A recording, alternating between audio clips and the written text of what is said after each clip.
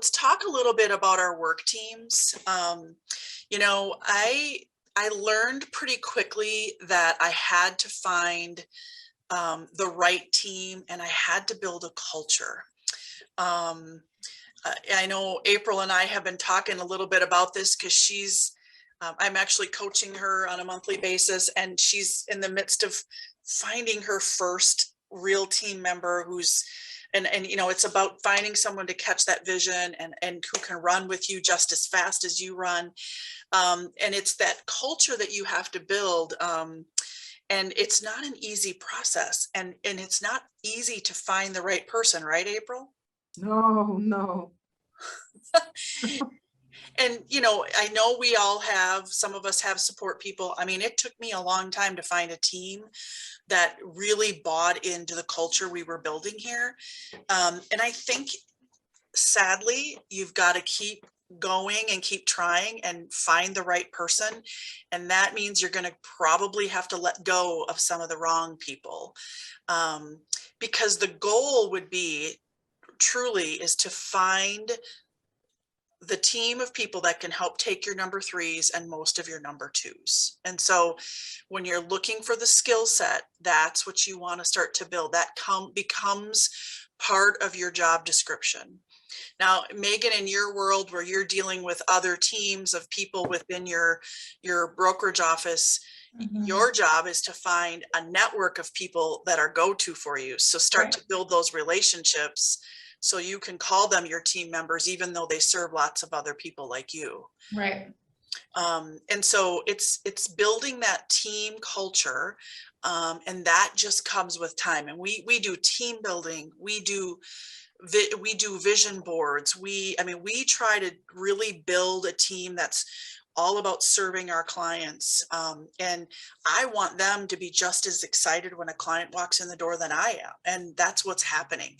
When my clients say to me, "Oh, I don't need to talk to you, Julie. I'm just going to talk to Becky." And I'm like, we have succeeded because they're not asking for me every time. So that is a big process. We don't have time to really dive deep into that culture conversation here, but just know that that has to be part of your conversation.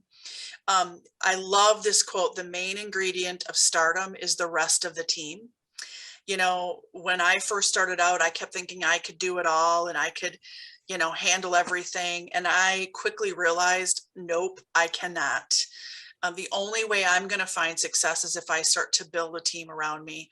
The other thing I would encourage you to do, and this I believe helps build that culture, is to collaborate and get creative with your team. We hold monthly, we call them marketing meetings, but they're essentially our way of brainstorming new ideas, talking about changes in technology or changes in regulation, changes in our process, but we do that together.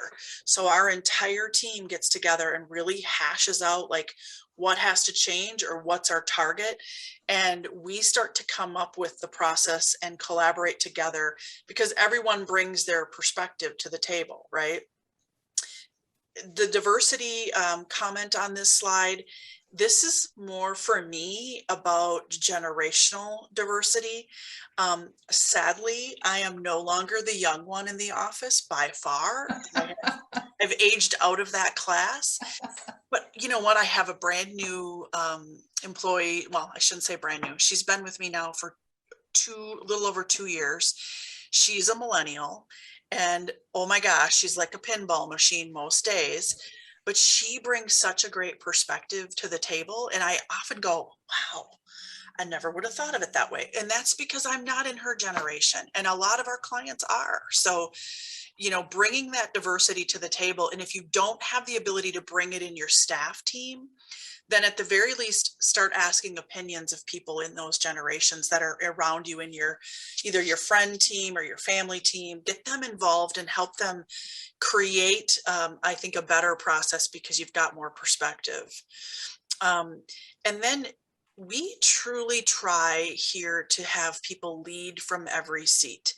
So I don't care if you're the receptionist, or we call her the director of first impressions, or me Thank as the God. Yeah, or the president, like me. I mean, I'm not the only one leading here. You come with the idea. So one of the things I started doing very early on was someone would come to me with a problem, and I would say, "Well, how do you think we should fix that?" And I would throw it back to them. And you know what? That caused them to start to come to me with an answer or an idea before they walked in the door. So, because initially they'd be like, well, I don't know. What do you think? And I want you to come up with your possible solutions before I give you my answer. And so now they come and they're like, okay, here's the problem. We have these options. Now that's a much better interaction between us than someone just coming and saying, here's the problem, you fix it. It's not mine to fix. You're the one that can lead from that seat. You're the one that has to do it. So bring me the solution.